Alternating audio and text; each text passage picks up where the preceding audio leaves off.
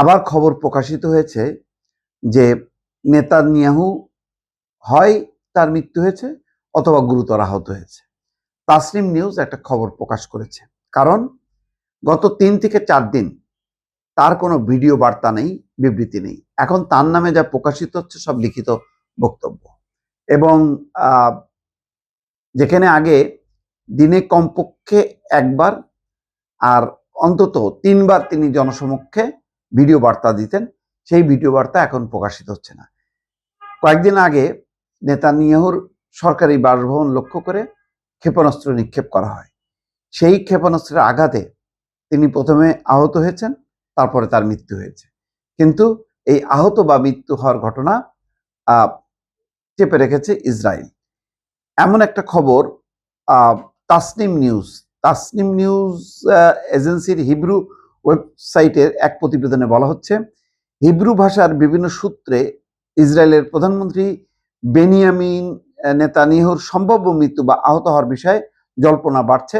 এই জল্পনা ছড়িয়ে পড়ার পেছনে কয়েকটি বিষয়কে কারণ হিসেবে উল্লেখ করা হচ্ছে। প্রথমত, নেতানিয়াহুর ব্যক্তিগত চ্যানেলে তার সর্বশেষ ভিডিও প্রকাশে প্রায় 3 দিন পেরিয়ে গেছে। তারপর তার ছবি প্রকাশের পর 4 দিন পার হয়ে গেছে, কিন্তু সবগুলোই আর ভিডিও বার্তা নেই, সবগুলি লিখিত বক্তব্য। দ্বিতীয়ত, এর আগে সাধারণত প্রতিদিন অন্তত একটা ভিডিও প্রকাশ করা হতো, কখনো কখনো 3টা পর্যন্ত, কিন্তু গত 3 দিন একটি ভিডিও ফুটেজও প্রকাশ না হয় জল্পনা কল্পনা আরো বেড়েছে। তৃতীয়ত, কয়েকটি হিব্রু সূত্র বলছে যে গত 8ই মার্চ নেতানিয়াহুর বাসভবনের আশেপাশে নিরাপত্তা ব্যবস্থা আরো জোরদার করা হয়েছে। বিশেষ করে সম্ভাব্য আত্মঘাতী ড্রোন হামলা মোকাবেলার জন্য এই ব্যবস্থা নেওয়া হয়েছে বলে জানা গেছে। এখন শাহেদ 136 আর 131 এত নিচ দিয়ে যে আঘাত করে, সেটা হয়তো তাদের প্রতিরক্ষা ব্যবস্থা, সেটা আকাশ প্রতিরক্ষা ব্যবস্থা সামাল দিতে পারেনি।